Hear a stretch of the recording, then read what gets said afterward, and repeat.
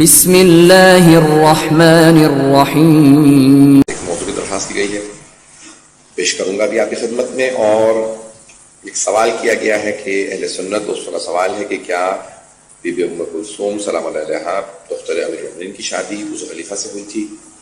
ایسا نہیں ہے، اس پہ بہت سی کتابیں لکھی گئی ہیں، مختصراً عرض کر رہا ہوں۔ توجہ ہے، سب کو آواز آ رہی ہے؟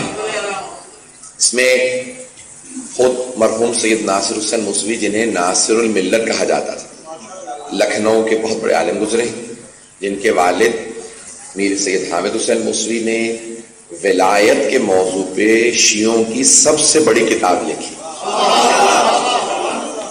کہ ایران اور عراق میں بھی اتنی بڑی کتاب نہیں لکھی گئی۔ کتاب کا نام ہے ابقات الانوار، ابقات، عین سے ابقات، ابقا پھول کو کہا جاتا ہے، اس کے ابقات، اور انوار نور کا نہیں بلکہ نور سے ہے، یعنی خوشبو، ولایت کے پھولوں کی خوشبو، اور 45 جلدوں پہ انہوں نے کتاب لکھی ہے مولا علی کی ولایت کے دفاع۔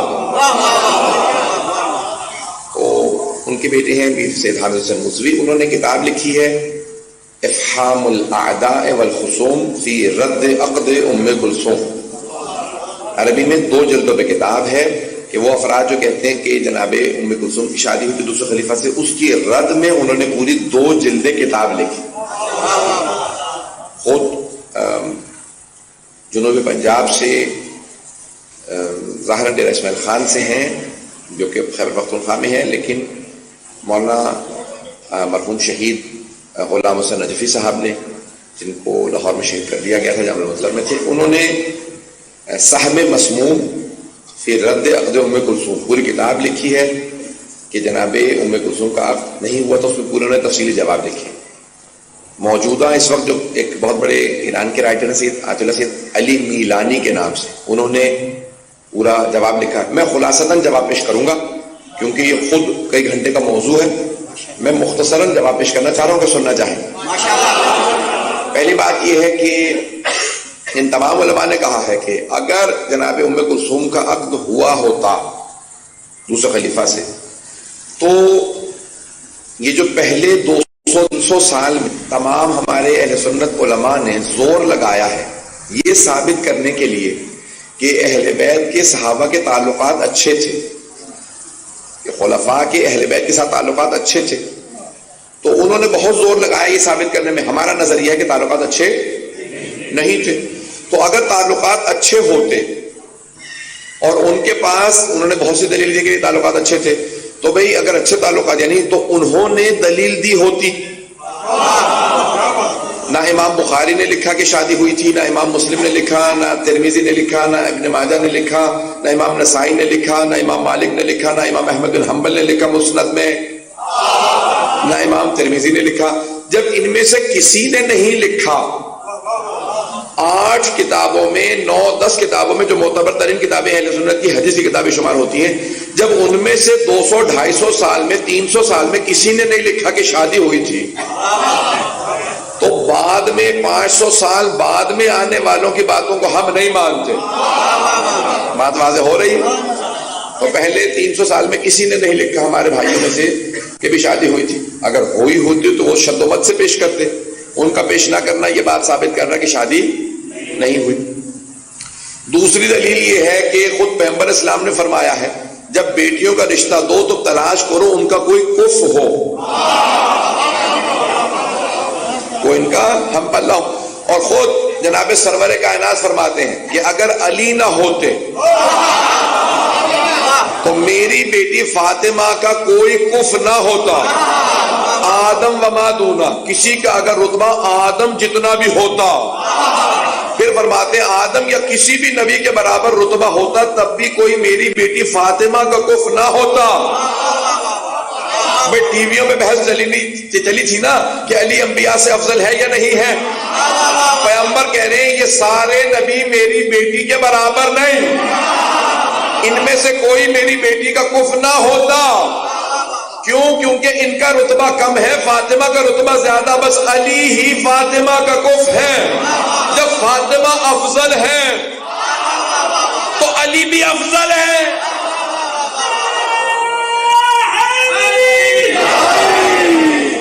بات بات ہے پانی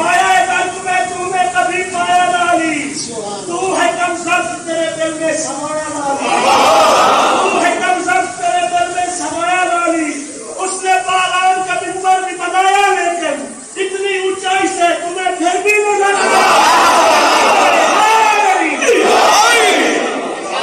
توجہ رہے گی میرے ساتھ. اگر کہیں گے تو آج اسی موضوع کو پیش کر دوں گا افضلیت والا, اور کل جنگ پیش کر دوں گا انشاءاللہ اگر کہیں گے. فیضان گرامی, اب افضل ہمارا عقیدہ یہ ہے کہ افضل ہے. تو اب جب پیغمبر اسلام نے فرما دیا کہ ہمیشہ بیٹیوں کا کف دیکھ کے رشتہ کرو, یہ آپ کی زبان میں کہوں کہ کف سمجھتے ہیں نا, سورہ اخلاص ذہنوں میں ہے, وَلَمْ يَكُنْ لَهُ كُفُوًا أَحَدٌ. اللہ کہتا ہے اللہ کا کوئی کف نہیں ہے.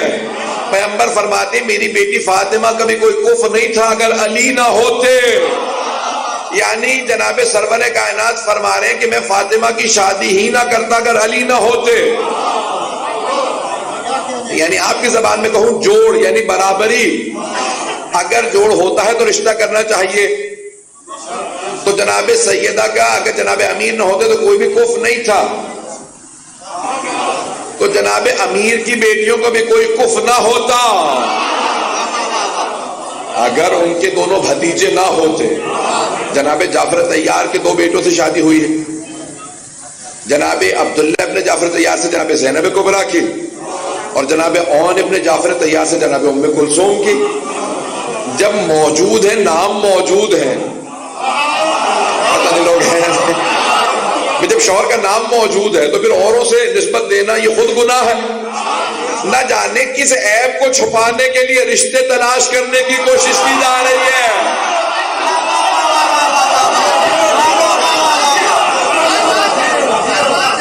ایک جملہ رو کے کہہ رہا ہوں, آج ساری دنیا کے اندر لوگ دعوے کر رہے ہیں, مثلا عیسائی بھی کہتے ہیں حضرت عیسیٰ آئیں گے, اور ہمارا عقیدہ بھی ہے کہ آئیں گے. بات سن رہے ہیں نا. یہودی کہتے ہیں کہ آخری مسیحا آئیں گے, ہندو کہتے ہیں کہ آخری افطار آئے گا. لیکن یہ ساری دنیا کی ہم ہی سے لڑائی کیوں ہے بھائی؟ ہمارے تمام اہل سنت بھائی بھی کہتے ہیں کہ حضرت امام مہدی آئیں گے. ان کے اور ہمارے عقیدے میں فرق یہ ہے کہ ہم کہتے ہیں اس وقت, وہ کہتے ہیں نہیں پیدا ہوں گے. لیکن مانتے تو وہ بھی ہے نا کہ امام مہدی آئیں گے آخری زمانے میں. بے ساری کتابوں میں ہے, سب کتابوں میں. صحیح بخاری میں صحابہ نے پوچھا یا رسول اللہ آپ نے فرمایا کہ آپ کے 12 مسیح ہوں گے, آپ کے 12ویں مسیح کا نام مہدی ہوگا اور وہ آخری زمانے میں آئیں گے, اور پھر آپ نے کہا میرا بھائی عیسیٰ بھی آئے گا. یا رسول اللہ جب امام مہدی اور حضرت عیسیٰ دونوں موجود ہوں گے تو سب نماز کون پڑھائے گا؟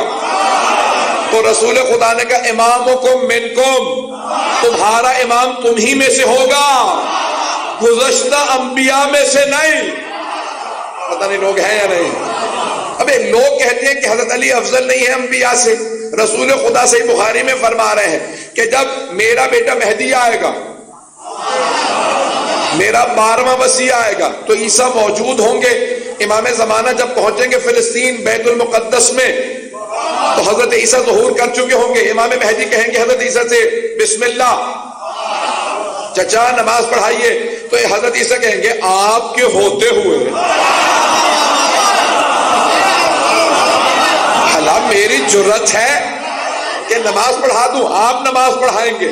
تو پیغمبر نے کہا میرا بیٹا مہدی نماز پڑھائے گا.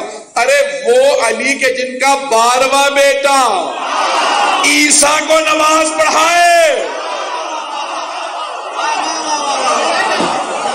کیسے ممکن ہے کہ عیسیٰ پہلے کے پیچھے نماز نہ پڑھیں؟ بات واضح ہو گئی ہے. اذان گرامی بہت سی دلیلیں دی گئی ہیں. اب میں ایک اور دلیل دینا چاہتا ہوں جناب ام کلثوم کے عکس سے متعلق, کہ جناب ام کلثوم کی جو وصال ہے, ان کے وفات ہے, وہ کربلا کے بعد ہے.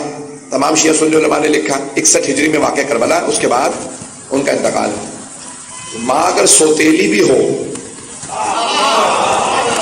تو بیٹوں کو حق ہے جنازے میں آئے, لیکن نہیں ملتا. اس وقت عبداللہ بن عمر زندہ تھے, انہوں نے آ کے نہ جنازے میں شرکت کی, نہ آئے, نہ امام نے کہا کہ بلا لو. سوتیلا صحیح بیٹا تو ہے, پتہ نہیں لوگ ہیں یا نہیں ہے. بات پہنچ رہی ہے. وہ موجود تھے لیکن جنازہ چوتھے امام نے پڑھایا.